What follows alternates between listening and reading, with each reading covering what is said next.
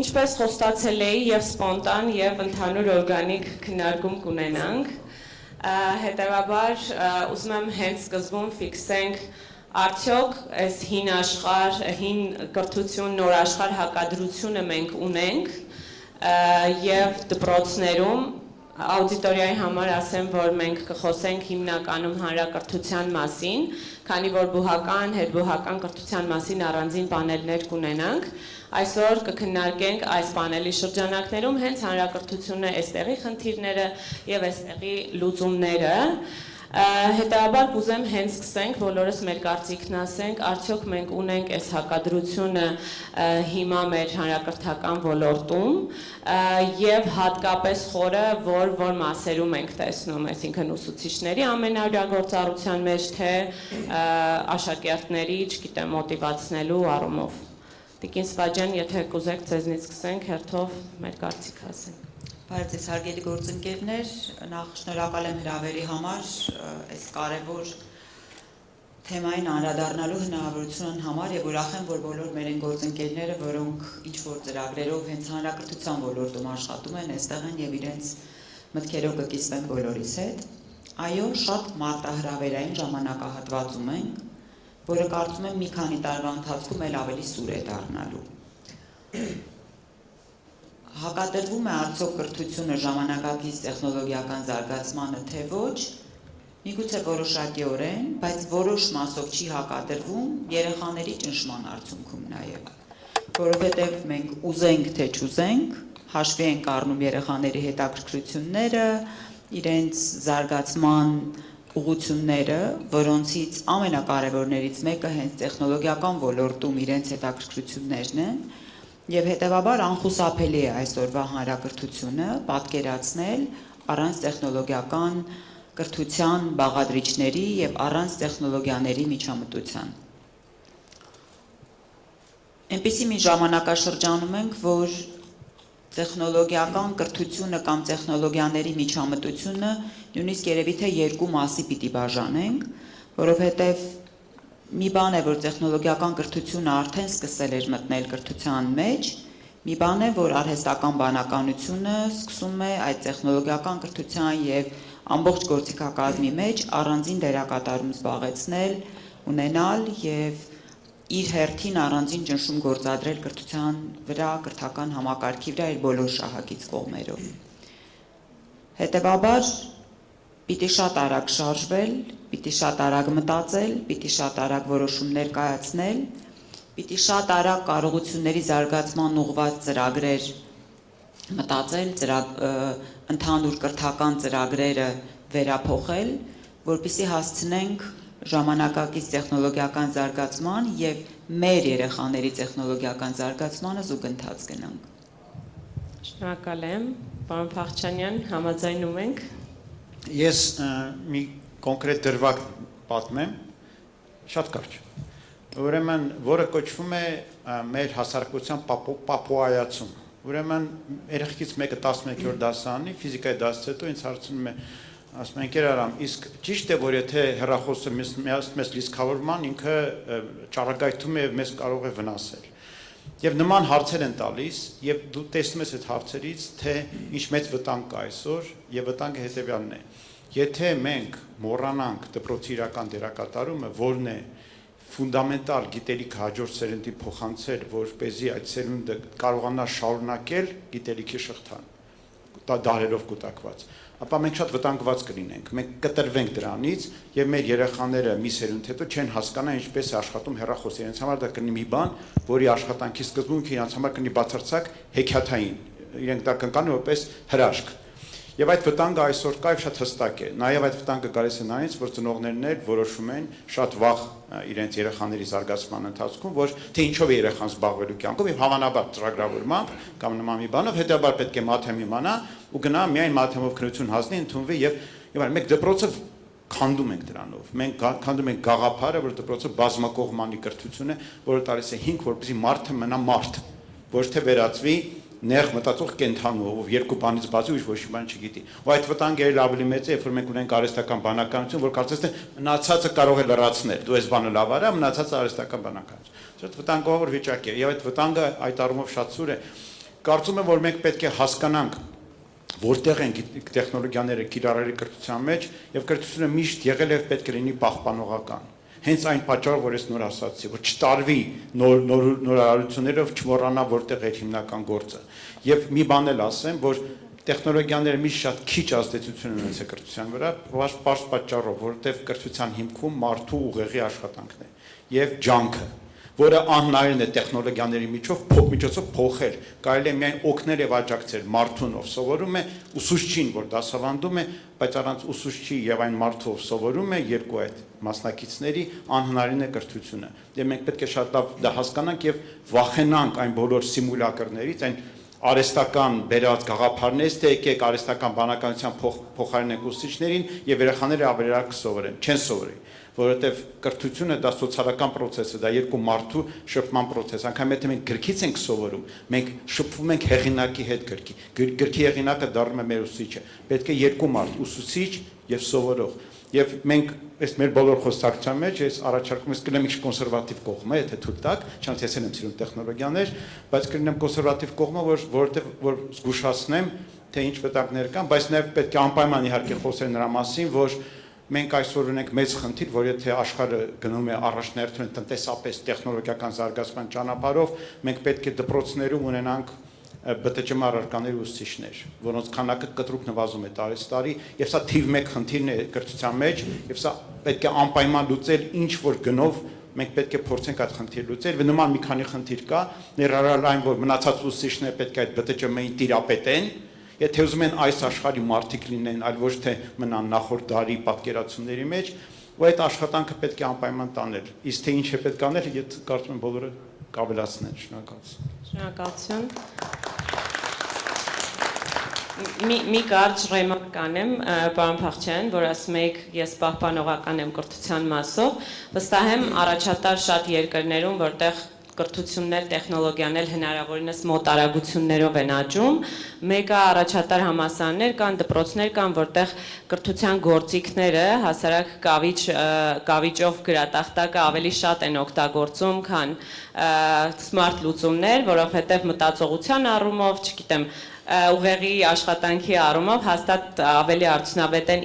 իրենց այդ կրթության հարաբերության մեջ ռեալիզացվում։ Այս առումով ինձ թվում է օրինակներ բազմաթիվ են եւ չափավոր կոնսերվատիվությունը ավելի արդյունավետ է դարձնում։ Շնորհակալություն։ Ողջույն, շնորհակալություն հրավերի համար։ Ես ուզում եմ ասեմ, որ ես դպրոցական կրթության հետ երևի ամենակիչը կապ ունեմ այս ամենում։ Դրա համար էստեղ ես, որ կողքից նայես մեզ։ Հա, ես sense կողքից եմ նայում։ Ուզում եմ ասել, որ իհարկե այդ փոփոխությունները աշխարհի անդադար այդ ստրեսը բերում են կրթական համակարգի վրա, ու դա երևի միշտ է եղել, այդ այն հին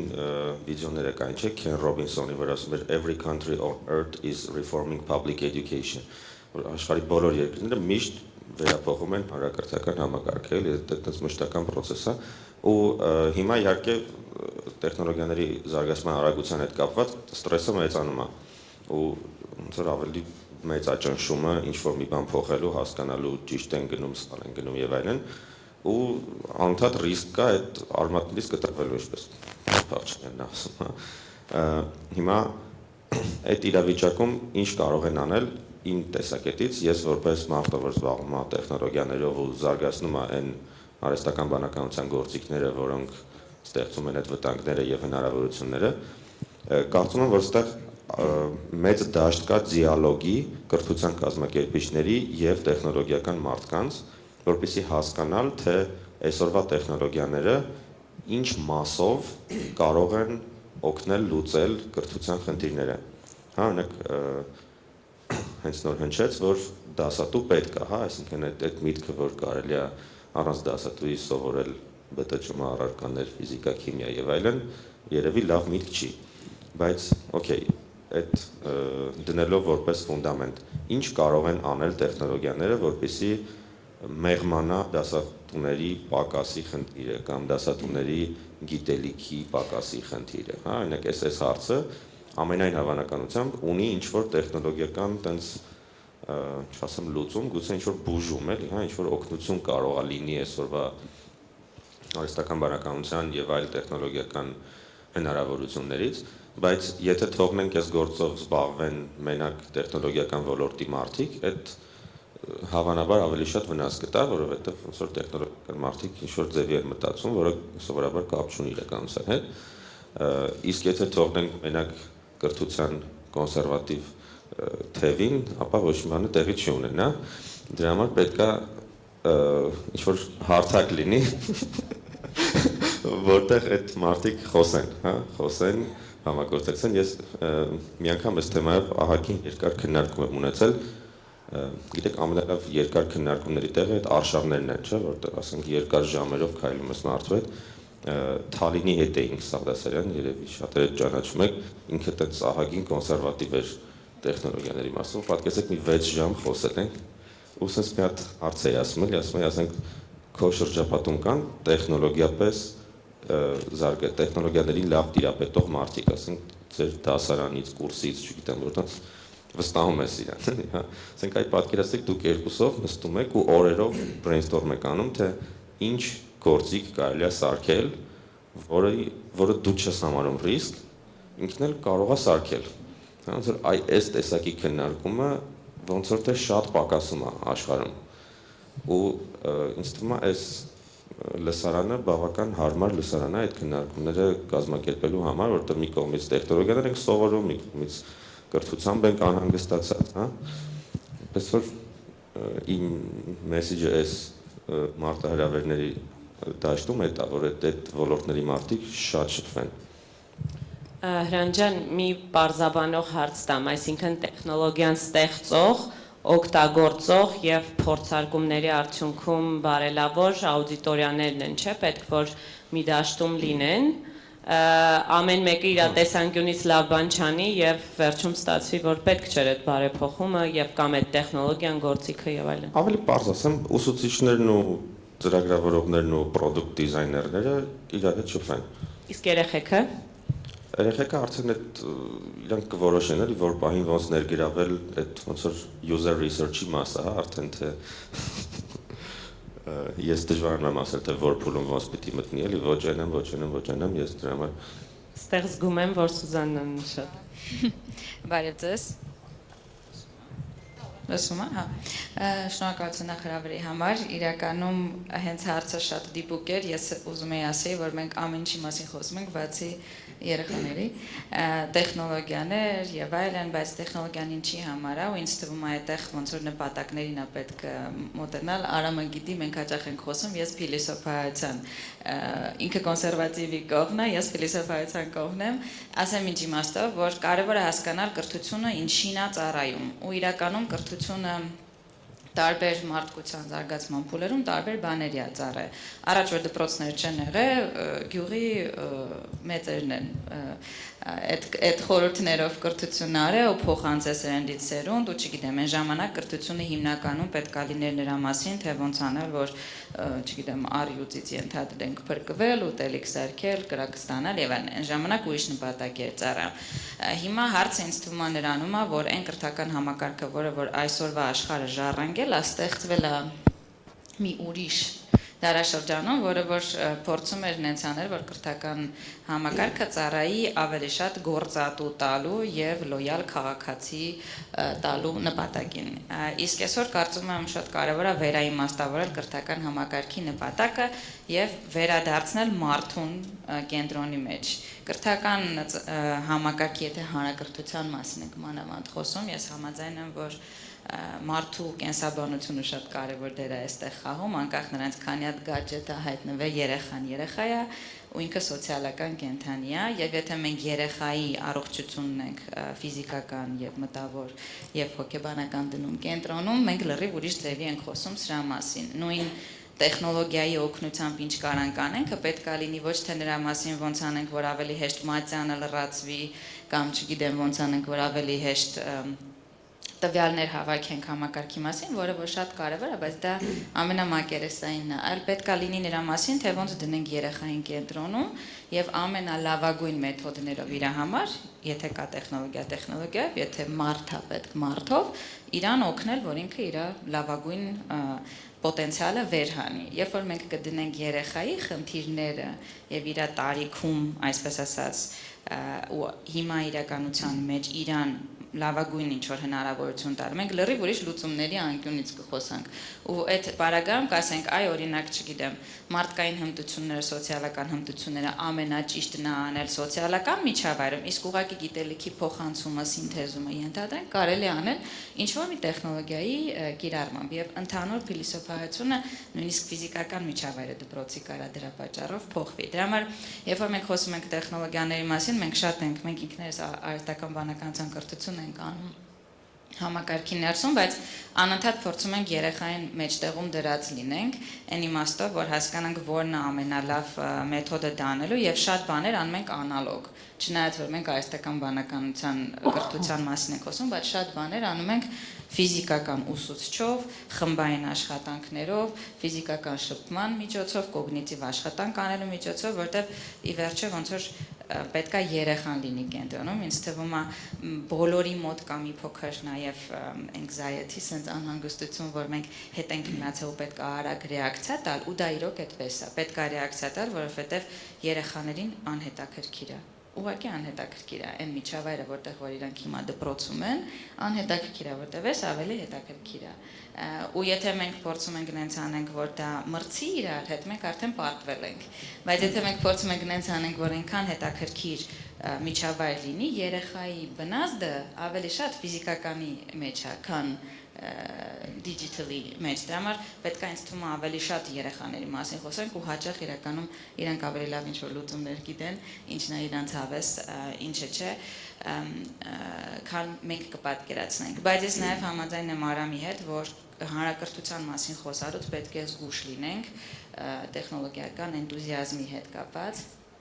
ու մաքսիմալ երեխային կենտրոնում պահենք, այլ ոչ թե նրանում, որ ասենք, օй, նայեք ինչ լավ բան արեցինք։ Մի հատ օրինակ բերեմ, օրինակ Կորեայում այս արհեստական բանականության ալգորիթմները արդեն ավելի advanced որ դուրս եկան, իրանք որոշեցին քաղաքական PR-ի հետևից գնան ու հայտարարեցին, որ բոլոր դասագրքերը արհեստական բանականությամբ են սկսելու տպագրել, տպարանները բոլոր փակեցին, համարյա ֆինանսավորման մեխանիզմները փոխեցին, որ բոլոր հեղինակները այսուհետ պետք է լինեն արհեստական բանականությամբ ու միլիարդների դոլարի դա ոնց որ տապալում եղավ, այս տարի հայտարարեցին, որ տապալվել է այդ ծրագիրը, բայց մի քանի տարի արդեն հեղինակներին աշխատանքից հանել էին, հրատարակչությունների իրենց մոդելները փոխել էին, իսկ դասագրքերը համ որակյալ չէին, համ ծնողները բոյկոտել էին այդ դասագրքերը ու չեղավ։ Այս ինչի եմ ասում, որտեղ այդ փոփոխությունը անելուց դա քաղաքական որոշում էր, մարդու մասին խոսակցություն ընդհանրապես չկար, ինքը շատ ռեակտիվ էր։ Դրա համար ոնց որ կարևոր է այդ բալանսը, որ համ հետ չընկնենք, դանդաղ չլինենք, պրոակտիվ լինենք այդ իմաստով։ Համ էլ միշտ հիշենք ինչ խնդիր ենք մենք ուզում լուծենք, որ մենք ասենք, մենք էյա ենք կիրառում, թե որ մենք նենց անենք, որ սովորելը ավելի հետաքրքիր լինի, լավ լինի, հասանելի լինի եւ այլն։ Այստեղ գալիս են կրթության կազմակերպման ձևերից, որ դա է ասում, որ 3 շահառու կողմերն էլ պետքա լինեն, որ մենք մեծերով, այսպես ասած, ոլորտը ինքը չորոշի, որ երեխային սա հետաքրքիր կլինի, ինչ որ մեթոդաբանություն, մշակի եւ բովանդակություն, բայց երեխան արդեն 2 քայլ ավելի առաջ դիջիտալից ստանում է եւ այդ էմոցիոնալ եւ ֆիզիկական աշխարհի իր պահանջմունքը։ Շնորհակալ եմ Սուզաննա ջան, Գորգ ջան։ Ես կշարունակեմ պահպանողական գիծը ճիշտ ասած ու Սյուզիի միտքը նաև կշարունակեմ մի փոքր հակադրությամբ, իմ կարծիքով գիտելիքի փոխանցման այն կտորը, որ պետք է առյուծից պաշտպանվել, չգիտեմ, սնունդ հայթայթել եւ այլն, այդ տրամաբանությունը եւս չի փոխվել, ուղղակի առյուծն է փոխվել եւ առյուծը այսօր օրինակ նույն ինդուստրիան է, նույն տեխնոլոգիական համայնքն է, որը որ ուզում է հենց հիմա ունենալ պատրաստի կադրեր եւ այդ կադրերը միանգամից կարողանան մտնեն այն արտադրական շղթայի մեջ, որը որ ունեն։ Նորմալ է դա, հա, նորմալ է։ Ինչի է, բայց այս հակասությունը անգամ այս մեր անելային քննարկման հակասությունը առաջանում, մի պահ եկեք մոռանանք եւ արհեստական բանականությունը եւ անգամ մոռանանք, որ հիմա կրթության ոլորտի ներկայացուցիչներով ենք։ Ես այս հակասության մասին այս խոսակցությունները հիշում եմ անգամ, երբ որ ընդհանրապես ուսանող էի եւ անգամ մտքովս չէր անցնում, որ երբևէ կրթական ոլորտում եմ աշխատելու, մենք անընդհատ բոլոր հիմնահարցերը, բոլոր հարցերը բոլոր հակադրությունները կան, այ ուրեմն դպրոցում պետք է այս լինի, այ ուրեմն դպրոցում պետք է այն լինի, այ ուրեմն դպրոցում պետք է այն լինի, բայց իրականում մոռացվում է եւ պարոն Փախչանյանի ասած հարցը, թե դպրոցի դերը ֆունդամենտալ գիտելիքի փոխանցման կտորում եւ մի հարց էլ կավելացնեմ, որը որ ով եմ եսի, հա, եսը բացահայտելու, աշակերտի կողմից եսը բացահայտելու, իրացվելու այդ հարցներ է մոռացվում։ Ու երբ որ այս երկու հարցերի ճանապարհային քարտեզը չես ունենում, երբ որ այս հարցերի նպատակը չես ունենում, բոլոր կողմերից տարբեր առյուծները կգան եւ տարբեր անուններով եւ տարբեր գրավիչ անուններով եւ կփորձեն ներխուժումներ անել համակարգի մեջ, որը այո, պետքա փոխվի, պետքա վերափոխվի, պետքա բարելավվի, բայց արդյոք պետքա բարելավվի բացառապես այդ առյուծին փրկվելու կամ այդ տեսակի սնունդը պատրաստելու համար, դա մեծ հարց է։ Ու իմ կարծիքով մեծագույն մարտահրավերը, որ մենք ունենք, դա վերասահմանելու, վերահաստատելու եւ այս բոլոր ներկայացուցիչներովս եւ համակարգի ներսում եւ համակարգից դուրս հանձնառություն ստանձնելու, որ մեր կրթությունը ծառայում է այսինչ նպատակին։ Եվ երկրորդը, ինչպես ենք անում մենք մակրո, մեզո եւ միկրո մակարդակներում, որ այդ հանձնառությունը իրականություն լինի եւ մեր կրթական համակարգը ոչ թե զուգահեռ մնա մնացած ամեն ինչից, այլ լինի եւ ոչ թե ռեակտիվ լինի, որովհետեւ օքեյ վերջի 2 տարին ChatGPT-ն ակտիվ է, մենք բոլորս խոսում ենք արհեստական բանականության ներդրման մասին, այլ ունենանք այնպիսի համակարգ եւ դերակատարները այնպիսի պատրաստվածություն ունենան, որ դա ոչ թե լինի ռեակտիվ, այլ լինի տեղ-տեղ պրոակտիվ կամ գոնե առնվազն ադապտիվ։ Այս սրա մասին է խոսքը։ Ու այդ ժամանակ եւ աշակերտը իր տեղը կունենա իր ձայնը լսելի դարձնելու ներգրավել եւ ուսուցիչը իր տեղը կունենա, իր դերը կունենա իր ձայնը լսելի դարձնելու եւ իհարկե պետական քաղաքականության մակարդակում կարողանանք այդ միջավայրը ստեղծել, որտեղ ինովացիան զուգահեռ չի, ներդրված է, ներգրաված է մեր կրթական համակարգում, բայց միևնույն ժամանակ մեզ չի շեղում շուկայի այդ վարկյանի պահանջին, որովհետեւ շուկայի պահանջը 5 տարի հետո էլ կարող է փոխվել, բայց եթե նայում ենք ընդհանուր առմամբ կրթության ճանապարհին, ինքը այդպես կայուն մնացել է։ Շնորհակալություն։ Այստեղ մեր նախորդ օրվա քննարկումից եմ ուզում ոնց որ շարունակեմ Գորինը, այսինքն ստացվեց մենք պետքա զուգահեռ գնանք, բայց նաև ամեն անգամ չհարմարվենք եւ այլն։ Պարոն Փախչյանյան, այն օրվա ձեր ասածն եմ հիշում, որ միգուցե պետք չի վազել դրա հետևից, փոփոխություններ անընդհատ բերել եւ հարմարվել տեխնոլոգիական այս մրցավազքին, այլ մի հատ մեր համար, մեր պետության համար եւ հանրակրթության համար սահմանել, թե այդ հարմարվելու ժամանակահատվածը կամ սկզբունքները որոնք են, այսինքն գուցե պետքա դադար առնել կամ խիստ պահպանողական ինչ-որ կողմով գնալ, բայց այդ բալանսը որտեղ գտնել, որ մենք օգտագործենք այդ տեխնոլոգիական նոր գործիքները, բայց նաև այդտեղ վերահսկելության, էթիկայի եւ բազմաթիվ այլ շերտեր են բացվում։ Այդ վազել չվազելու եւ վտանգների մասին կուզեմ խոսենք, որ մեր օրյա դպրոցում հաստատ երեխեքը արդեն շատ ակտիվ օգտագործում են արհեստական բանականության եւ մնացած բոլոր գործիքները, որ իրենց օգնում են, բայց չակերտավոր օգնում են, իսկ ուսուցիչները դեռ չեն հասցնում նույն արագությամբ հարմարվել այդ գործիքներին։ Այսինքն մի հատ հասկանանք որտեղ է այդ տեղը բալանսը թողելու եւ սովորացնելու գործիքների կիրառությունը, որտեղ է, որ մենք սահմանում ենք, որ այս կետում դա մեր համար խիստ վտանգ է։ Ես խոսեմ։ Ով որ այստեղ կայ հեռախոսում ես առաջարկում եմ բացեք ChatGPT-ին եւ հարցնեք, թե բաղադրատոմս խնդրեք խոզի թևիկների։ Նա ձեզ կտա բաղադրատոմս, շատ լավ կնկարագրի, ինչպես կարելի է խոզի թևիկներից պատրաստել շատ լավ բան, գրիլ, որ հետո գարեջրի հետ օգտագործեք։ Չէ, ինքը փոքր թևիկ է, դա անգամ ասի դե հիմա նկարիր այդ թևիկները, նկարեց։ Կարող եք դուք էլ տեսնել, շատ տակի նկար է ստացվում։ Ասածս ինչ է, որ ուղղակի այդ միտքը շարունակելով, որ մենք պետք է հասկանանք, որ ամեն տեխնոլոգիա կարող է վնասել եւ կարող է օգնել։ չկա տեխնոլոգիա, որ միայն օգտակար է։ Անկամ եթե շատ օգտակար դեղ ունեք, ասենք վիտամին C ունեք, այդ վիտամին C շատ խմեք կմահանաք։ Պետք է հաշվի նստել ծավալի եւ կիրառության հետ։ Եվ այն մարդիկ, ովքեր դա անում են, դրանք կրթության կազմակերպիչներն են, կրթության մասնակիցներն են։ Եվ մենք եթե վստահում ենք դպրոցին երեխային, մենք պետք է վստահենք այդ մարդկանց։ Այլ բան է, որքանով մենք այսօր կարող ենք վստահել այդ մարդկանց, որտեղ այդ մարդիկ էլ գտնվում են այդ նույն խոզի թևիկների տպավորության տակ։ Իրենք էլ այսպես չգիտեն, չեն կարող կոնոչեն, իրենք էլ կարող են կուրորեն օգտագործել այդ ամենը։ Երբ որ նոր տեխնոլոգիա է գալիս աշխարհի, դա եղել է բոլոր ժամանակներում, ասենք էլեկտրականությունը, որ տարածվեց Անգլիայում, բազմաթիվ մարդիկ բժշկում էին էլեկտրականության միջոցով մարդկանց, եւ բազմաթիվ մարդիկ մահանում էին դրանից։ Բայց այդ բժշկությունը դրանից չէր դադարում։ AI էֆեկտներ, նույն բանն էր։ Հետո մարդիկ մի խելք եկան, հասկացան, դա շատ վտանգավոր բան է էլեկտրականությունը, սկսեցին շատ ավելի զուսպ բժշկել մարդկանց էլեկտրականության։ Մենք պետք է իմ պատկերացմամբ կրթության ոլորտում ունենանք ամեն նոր հանգամանքի, որը կարող է տնտեսական, այլ տեսակի բանը, COVID, ինչ ասես, նկատմամբ որոշակի մոտեցում, որ ահա, կա այս հանգամանքը, ինչպես ենք մենք դրան արձագանքում, եւ այդ արձագանքը չի կարող լինել գծային։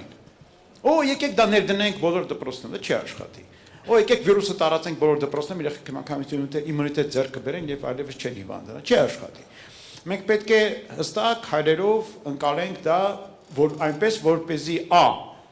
ադապտացվենք, ադապտացիան պարտադիր է, եւ երկրորդը դրանից օգուտ քաղենք եւ վնասը հնարավորինս նվազեցնենք։ Օրինակ, բարձ օրինակ բերեմ։ Մենք հիմա ամերիկյան համալսարանի դասավանդում առաջի կուրսում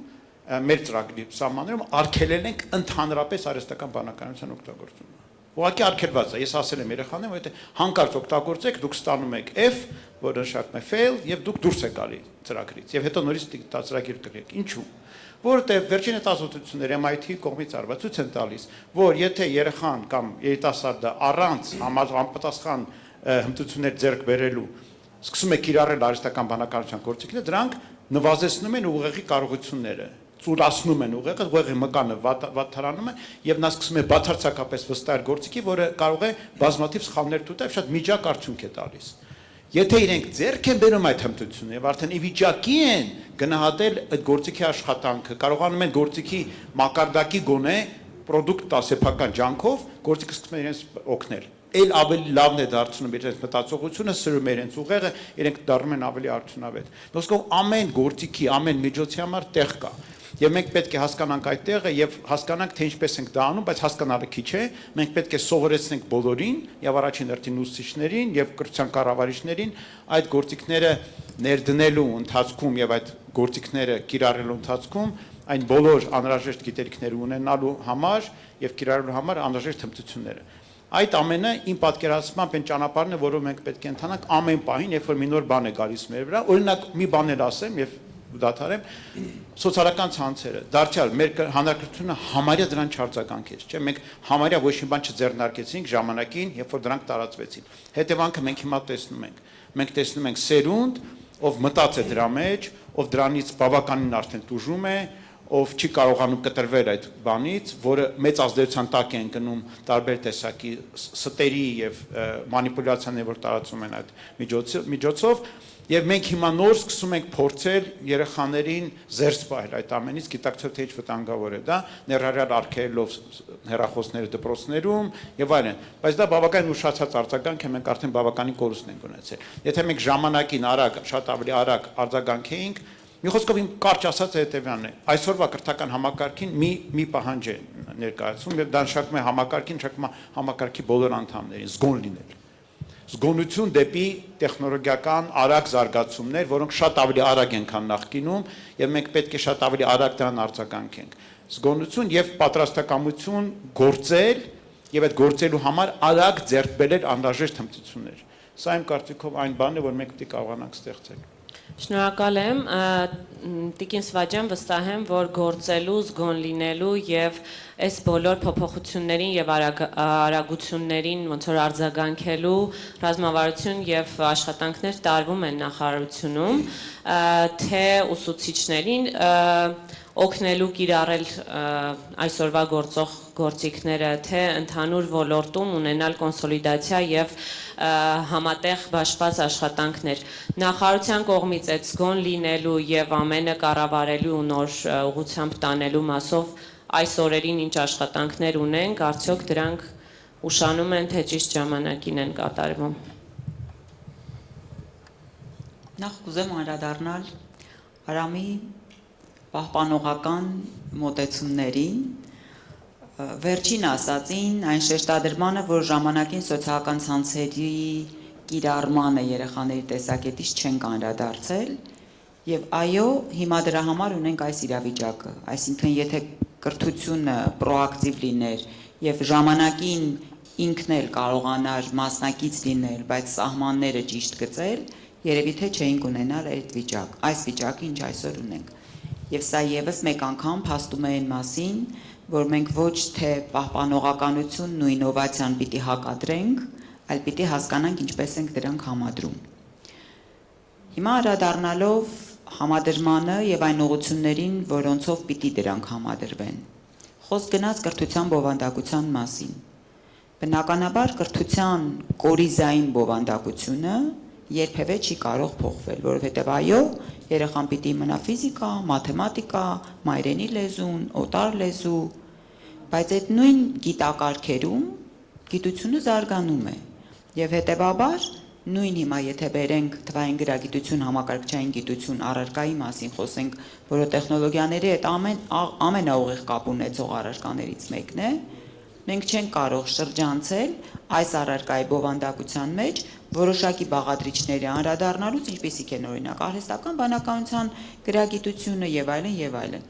Այսինքն բնականաբար կրթության բովանդակությունը որոշակի փոփոխությունների պիտի ենթարկվի, բայց սա չի նշանակում, որ պիտի եղածը ջնջվի եւ ամբողջովին նոր բովանդակություն ստեղծվի։ Ես կարծում եմ մեր ամենակարևոր կտորներից մեկը դասավանդման մեթոդներն են եւ դասերի կազմակերպման ռազմավարություններն են։ Այստեղ է, որ տեխնոլոգիաները կարևոր նշանակություն են ունենալու, բայց կրկին նույն համադրության համատեքստում, որովհետև որքան ուզում եմ մենք խուսափենք դպրոցում կիրառել տեխնոլոգիաները, այդ նույն տեխնոլոգիան իր բոլոր դրսևորումներով երեխայի կյանքում միևնույն է առկա է։ Եվ եթե մենք երեխային չենք սովորեցնում այդ տեխնոլոգիայից ճիշտ օգտվել, այդ տեխնոլոգիան ձեռքին ունենալ, բայց ինքնակառավարում ունենալ եւ հասկանալ, որ պահին պիտի հեռախոսից օգտվի, որ պահին պիտի հեռախոսը մի կողմ դնի եւ սեփական ուղեղով մտածի եւ խնդիրը լուծի կամ առաջադրանքը կատարի, նշանակում է մենք վաղը տնային աշխատանքները անելուց առնվազն այդ խնդրը շատ արտահայտված ունենալու ենք, որովհետև եթե դպրոցում մենք դա սահմանափակում ենք, մենք որևէ կերպ չենք կարող սահմանափակել տանը։ Եվ տանը երեխան ոչ ճիշտ կերպով օգտագործում է ամբողջ այն տեխնոլոգիական լուծումները, որոնք աշխարհում այսօր կան։ Եվ երրորդ բաղադրիչը, որը ամենակարևոր բաղադրիչներից է, որին շատ հաճախ քիչ ենք ուշադրություն դարձնում, թեև էթիկային, կիրառման որոշակի հարցերի ուշադրություն դարձնում ենք, այն կարևոր հանգամանքն է, որ դպրոցը երեխային միայն ակադեմիական գիտելիքներ տալու միջավայր չէ։ Եվ հետևաբար երեխայի սոցիալական եւ հատկապես անձնային զարգացման հարցում կարևոր է շատ ուշադիր լինել տեխնոլոգիաների ազդեցությանը եւ տեխնոլոգիաների կիրառմանը։ Ես հիմա ժամանակի սահմանափակության միջոցով շատ չեմ անդրադառնա օրինակ կիբերմիջավայրում կիբերբուլինգին կամ հասարակ հաղորդակցական հմտությունների զարգացմանը, որը համակարգչի հետ հաղորդակցվելու միջոցով երեխան կարող է շատ մեծ ծավալի ինֆորմացիա ստանալ, բայց հասարակ հաղորդակցական հմտություններ չձևավորվեն իր համար, ինչի իր հետագա հաջողությունների հասնելու եւ հետագա կյանքի վրա էական ազդեցություն կունենա։ Բայց սրանք այն հարցերն են, որոնք չեն կարող դպրոցի տեսադաշտից դուրս լինել։ Դպրոցը այդ պատասխանատվությունը պիտի վերցնի, պիտի ել ավելի մեծ ուշադրություն դարձնի այս բոլոր հարցերի կարգավորմանը, եւ այս ուղղությամբ բնականաբար մենք աշխատանքներ իրականացնում ենք, իսկ ուշանում ենք թե չէ, ինձ թվում է ելնելով նրանից, որ կրթությունը պահպանողական համակարգ է, իսկ տեխնոլոգիաները շատ ինովացիոն են։ Մենք ուզենք թե չուզենք, ուշանալով վազում ենք ինովացիայի հետևից, ուզենք թե չուզենք, բայց փորձում ենք ինչ-որ կերպ այնպես անել, որ այդ տարածքը, հեռավորությունը շատ մեծ չլինի եւ կարողանանք ճիշտ համադրումներ ունենալ։ Շնորհակալություն, քանի որ մեր աուդիտորիայում եւ Երևանից եւ մարզերից ուսուցիչներ կան, վստահ եմ, ուզում եմ հասկանալ, մենք արդյոք այսօր ինչ որ բաներ ձեռնարկում ենք, դասընթացներ, հանդիպումներ եւ այլն, որ կարծում եմ երեխաները իրենք շատ արագ են այդ տեխնոլոգիաները սովորում, օգտագործում եւ այլն, եւ ուսուցիչը նախ եւ առաջ ինքն էլ պետք է իմանա, որպեսզի սահմանի վրա պահելը կամ ուղղորդելը ավելի հեշտ լինի։ Մենք նախարարությունով ինչ որ ծրագրեր ունենք եւ մարզային եւ երևանյան ուսուցիչներին մի քիչ օգնելու, ցույց տալու են գործիքների տեղը, որոնք երեխաներն օգտագործում են, որպեսզի այդ չափը պահելու, վերահսկելու, ուղղորդելու եւ այդ օգտագործումը ոնց որ բալանսավորելու մասով։ Կներեք մյուս խոսնակներ, մի անգամից հարց եկա, բայց կարող եք ավելացնել։ Մի հատ բան ավելացնեմ էլի, ես վերջին երևի կես տարում տեսա, որ թե OpenAI ու թե Gemini կրթական ինչ-որ պրոդուկտ սարքեցին, բայց չեմ նայել, թե ինչա մեջ է, Gemini Education կա օրինակ, տենց մի հատ բան կա, ու իդեպ Gemini Education-ի վրա աշխատողներից մեկին ճանաչում եմ, կարող եմ կապել, եթե կարիք լինի,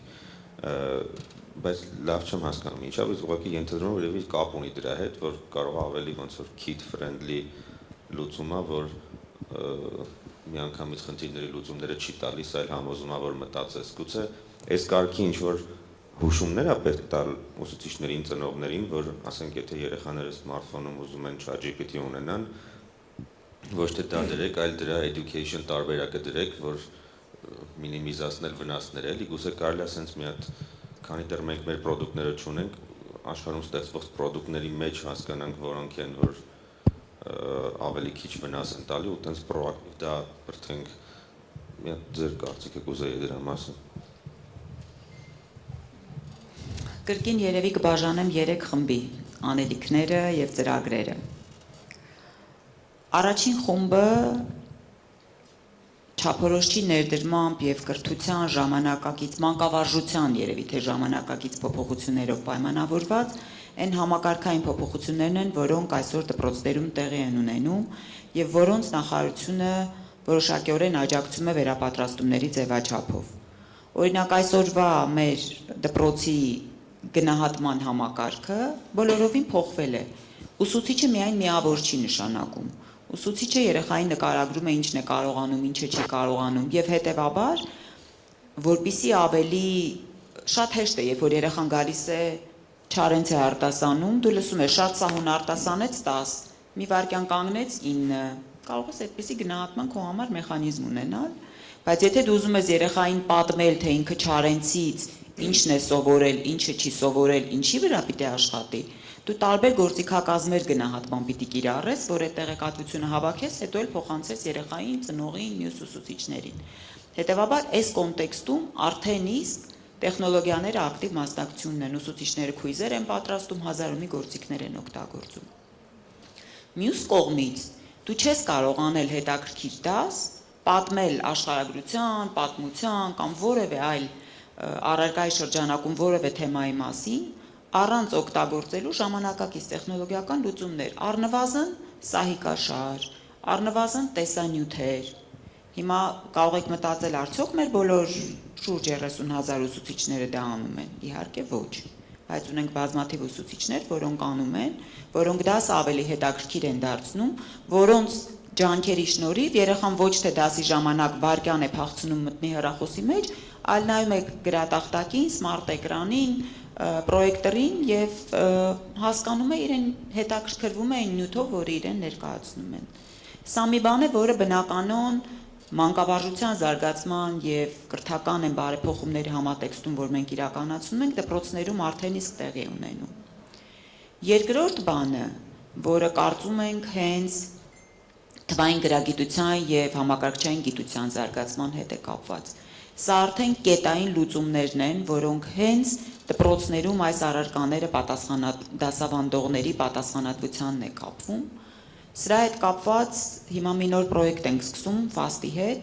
եւ մարզերից մեկում պիլոտային ծրագիր ենք իրականացնելու բոլոր ԹԳՀԳ ուսուցիչների կարիքների գնահատման եւ իրենց կարիքներին համապատասխան վերապատրաստումների, բայց ոչ թե մանկավարժություն միայն, այլ հենց բուն առարկայի բովանդակության ուղղված, որը մենք շատ հաճախ համակարգային չենք հասցնում անել, բայց ԹԳՀԳ-ի պարագայում սա ԹԳՀԳ-ն այն առարկաներից է, որոնց բովանդակությունը շատ արագ է փոխվում, սա ֆիզիկա չի, սա քիմիա չի, որի կանոնները, օրենքները տարիներով, տասնամյակներով պահպանվում են։ Հետևաբար սա առանձին որպես ծրագիր սկսում ենք իրականացնել, արդեն սկսել ենք հոկտեմբերից։ Եվ երրորդ կտորը չգիտեմ AI-ին ինչպես կոչել, բայց AI-ի դերակատարման մասին է դպրոցներում։ Ինչպես AI-ը օգտագործի ուսուցիչը, որ հեշտացնի իր դասավանդման գործընթացը, որպեսզի ուսուցիչը ոչ թե ժամեր կորցնի լրացուցիչ նյութեր գտնելու համար, այլ արհեստական բանականությանը ճիշտ առաջադրանք տալով կարողանա իր թեմային, իր դասավանդած դասարանի մակարդակին, այդ երեխաների տարիքային մակարդակին համապատասխան եւ տվյալ առարկայի ծրագրին համապատասխան լրացուցիչ նյութեր գտնի եւ դա անի շատ էֆեկտիվ ու արագ։ Մյուս կողմից երեխաներին ինչպես սովորացնել օգտագործել արհեստական բանականությունը, որպեսզի այդ իրենց ուղեղի ժանգոտմանը չտանենք, բայց միևնույն ժամանակ մենք չասենք, որ դու չես կարող երբևէ օգտագործել արհեստական բանականություն, որտեղ մենք ասենք թե չասենք, ինքը այսպես թե այնպես կյանքում դա օգտագործում է։ Հետևաբար մենք պիտի սովորեցնենք ճիշտ օգտագործելով այն չափականակով, ինչքանը որ իր մտավոր զարգացման վրա բացասական ազդեցություն չի ունենա։ Եվ այս ուղղությամբ հիմա աշխատանքներ տանում ենք, առանձին ծրագիր ենք մշակում տեխնոլոգիական համայնքի այն ներկայացուցիչների հետ, որոնք կրթությամբ հետաքրքրված են, ունենք արդեն կոնցեպտը, արդեն դա վերածում ենք ծրագրի, որպեսզի սկսենք աշխատանքները անել։ Հուսով եմ, որ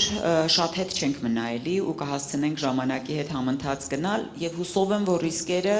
ի սկզբանե ճիշտ կկանխատեսենք եւ կկարողանանք կանխել բոլոր այն բացասական հետևանքները, որոնք կարող էին առաջանալ, բայց հուսով եմ նաև կանխենք այն բացասական հետևանքները, որոնք ի հայտ կգային, եթե մենք չօգտագործեինք այս ամեն ինչը եւ կրթությունը հեռանար ինովացիայից եւ ժամանակակից տեխնոլոգիական զարգացումից։ Շնորհակալություն ուսուցչի կերպարի եւ այսօրվա խնդիրների մասով վստահ եմ Գորջան դու ասելիք ունեիր մարզերում առաջնորդ դպրոցների ամենօրյա աշխատանքով հաստատ ընդհանուր տեղեկատվություն ունենք, թե որ նախնդիրը եւ որոնք են այդ լուծումները, եթե այս մասով դասավանդիր Հայաստանով օրինակներ ունենք։ Ես միտքն ասեմ, բայց պայմանով որ հետո Սյուզին ասի, որովհետեւ ավելացնելու բան ուներ այնտեղ։ Ինձ թվում է երկու հանգամանք կա, որ չեն քննարկում ու Տիկին փոխնախարարը ստեղ այո 30,000 ուսուցիչներից ասում ենք արդյոք բոլորը դա կիրառում են թե չէ ու պատասխանն է ոչ ու կարծում եմ մեր առաջնահերթությունը պետք է լինի, որ այդ պատասխանը օր առաջ լինի այո, որովհետև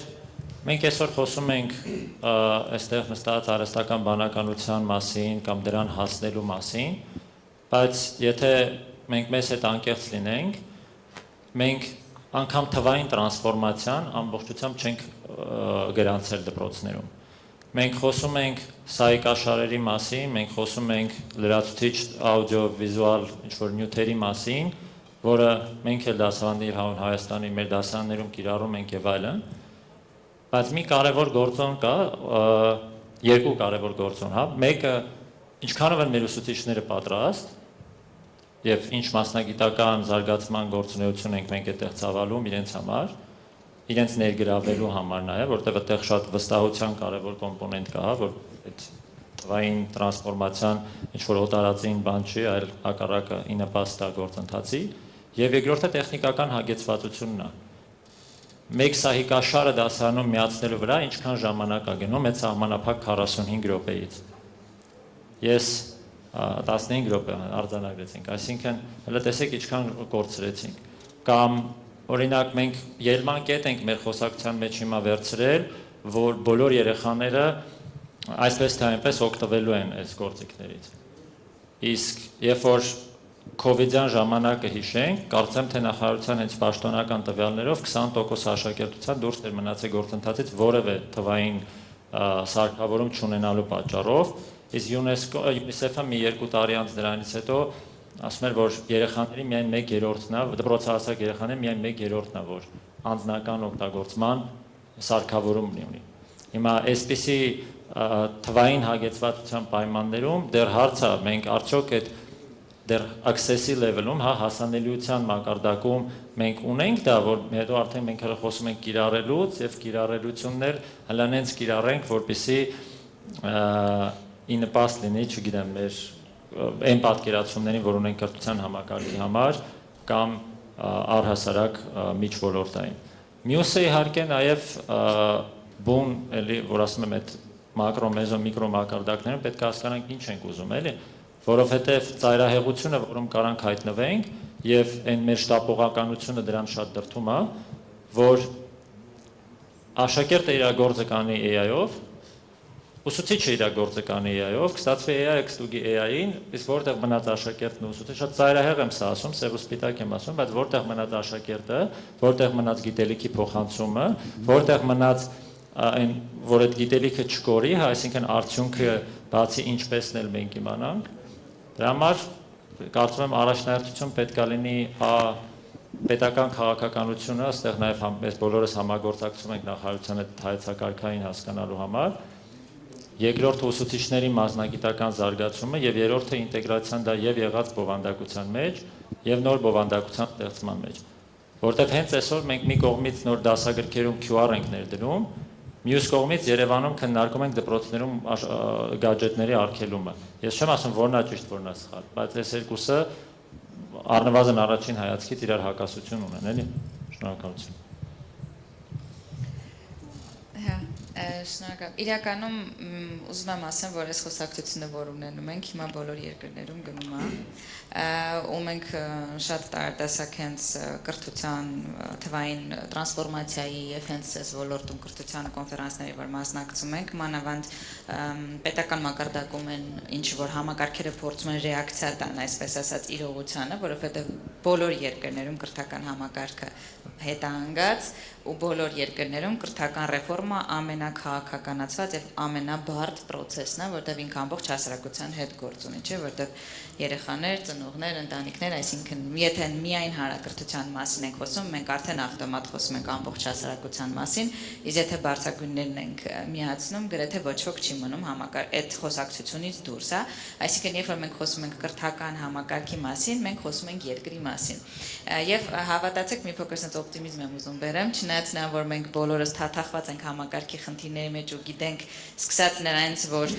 Տիկին Սվաջյանը նոր նկարագրեց նոր մեթոդներ, ես կարամ անձնական օրինակ բերեմ, իմ երեխան 6-րդ դասարանում ֆանտաստիկ մայրենի ուսուցիչ ունի, որ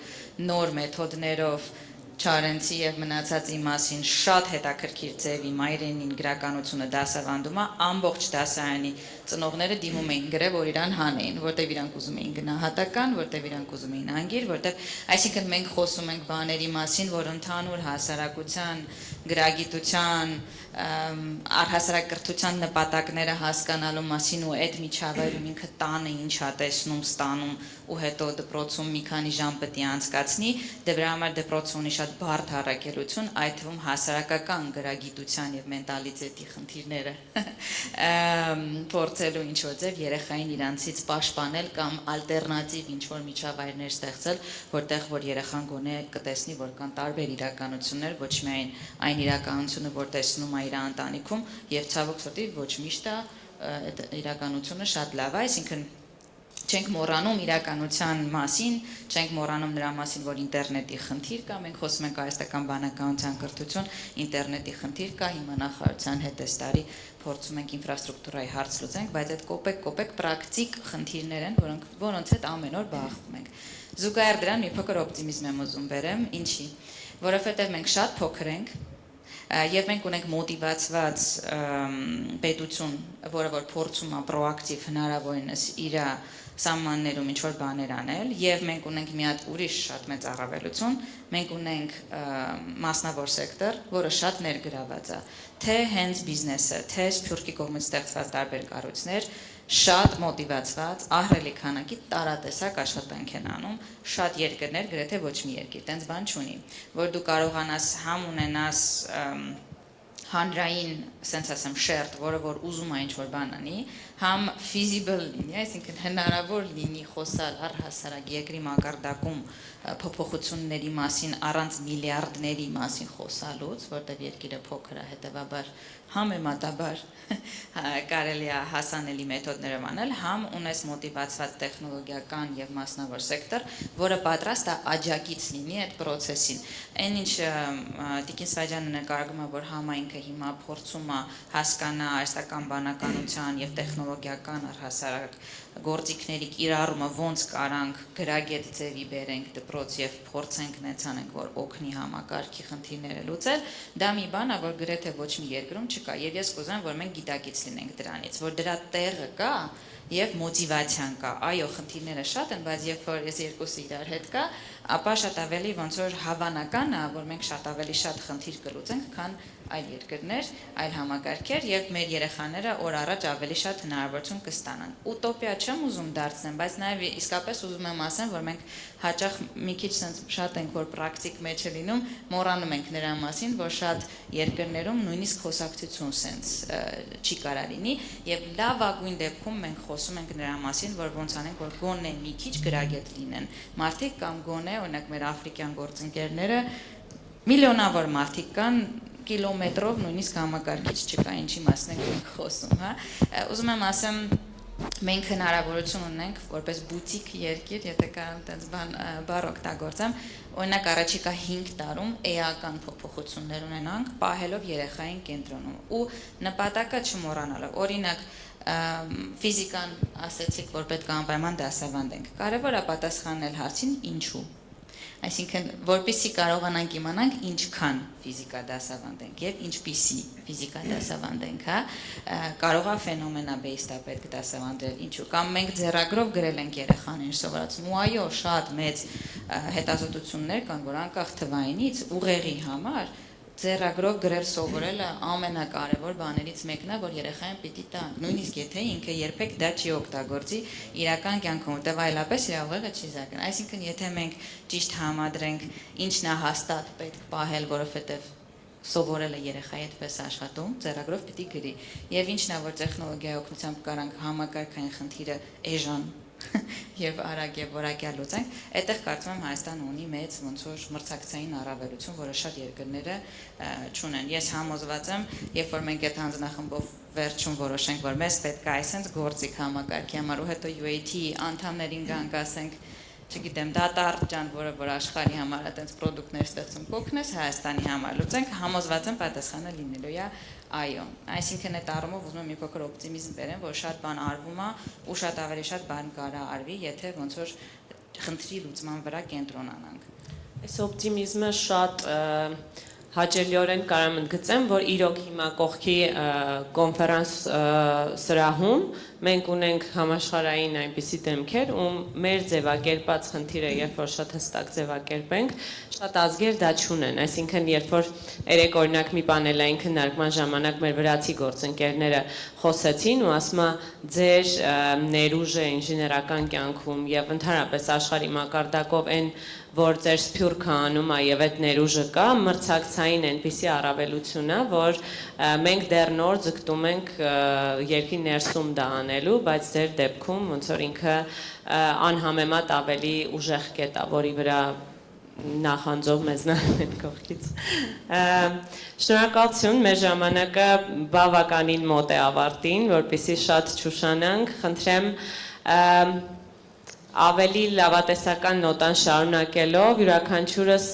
1-2 խորհուրդ տանք մեր ուսուցիչներին, մեր աուդիտորիային, թե վաղվանից ինչ մոտեցում որդեգրել դպրոց մտնելիս կամ դպրոցի հետ հարաբերվելիս այդ սահմանները, այսինքն որ հմտություններն են պետք վաղվանից կիրառել,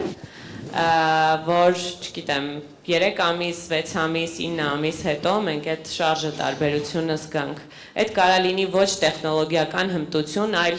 բարձ լինել, հարցնել, չգիտեմ, կիրառել միասին երեխաների հետ ինչ-որ տեղ գնալ տեխնոլոգիան գործածելու մասով։ 2-3 ուղերձ եթե ունենանք, չգիտեմ, ուսուցիչների եւ երեխաների, որովհետեւ եւ արմատցիներ ունենք եւ այլ կրթականներից ու բավականին շատ ուսուցիչներ են հիմա մեր աուդիտորիայում։ Ես երևի թե կարճ ասեմ, խնդրում եմ, որ բոլորս տեսնենք յուրաքանչյուր երեխային։ Այո, երեխան պիտի լինի ամեն ինչի կենտրոնում եւ յուրաքանչյուր երեխան պիտի լինի ամեն ինչի կենտրոնում, անկախ նրանից դասը ինչպես է անում, ինչ թեմայով է անում, երեխան պիտի մեր դպրոցի ամենամեծ խնդիրներից մեկն այն է, որ մեր երեխաներից շատերը դպրոցում իրենց հարմարավետ չեն զգում։ Հենց իրենք բոլոր իրենց հարմարավետ զգան, կրթության որակն է փոխվելու, ամեն ինչ է փոխվելու եւ հետեւաբար կարծում եմ ամենակարևոր բանը, որ մենք պիտի անենք յուրաքանչյուր երեխային նկատելն է եւ իր կարիքին համապատասխան, իր հետաքրքրություններին համապատասխան կրթության գործընթացը կազմակերպելը։ Իմ ամենակարևոր ուղերձուսիչն կլինի լինել ժամանակակից մարդ։ Օրինակ այսօր նախարարն է փոխնախարարն եկել են ելույթի ջինսով։ Մեր ուսուցիչները սովորաբար հագնում են զգեստ։ Դա արտաքինն է, բայց դա շատ կարևոր է։ Լինել ժամանակակից մարդ, այսօրական անձնավորություն, որտեղ որքան է մենք խոսենք կրթության, բնույթի, պահպանողականության մասին, եթե ուսուցիչը աշխարհի հետ կապ չունի, իր գործը հավասար է 0-ի։ Նա միայն կարող է աշխարհի հետ կապը բերել դասարանին, աշխարհի իմացությունը բերել եւ ամեն իր գործողությունը իմաստավորել այդ իմացությամբ։ Այլապես նա արածը 0 է, ի ոչինչ։ Այսքանը։ Իմ խորհուրդը ուսուցիչներին այնա, որ հետևեն ոլորտի զարգացումներին ու հետևեն կրթության ոլորտի աշխարհի լավագույն պրոֆեսիոնալներին եւ Հայաստանի լավագույն պրոֆեսիոնալներին ու փորձեն տարբերակել թե ով է կրթությունից հասկանալով խոսում, ով չէ։ Օրինակ ես կրթությունից հասկանալով չեմ խոսում։ Դրա համար լսեք կրթությունից հասկացող մարդկանց կրթության պրոֆեսիոնալներին եւ իմ ոլորտում այդպես եմ անում, հա, իմ կյանքի, իմ մասնագիտական կյանքի ամենակարևոր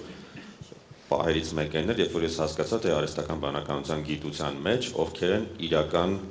լիդերները, ովքեր են իրական խոշոր գիտնականները, որտեվ իմ երբ որ նոր էի սկսել սովորել, առաջին մի տարին ես հետևում էի մարդկանց, որոնք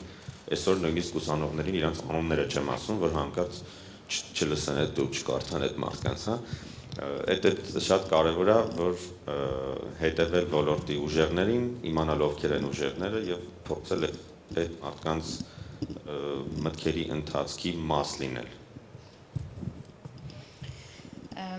Իմ ուղերձը երևի կլինի են, որ առաջին իհարկե պետք է երեխաներին սովորացնել մտածել, դա երևի միակ առաքելությունն է կրթական համակարգի, ցանկացած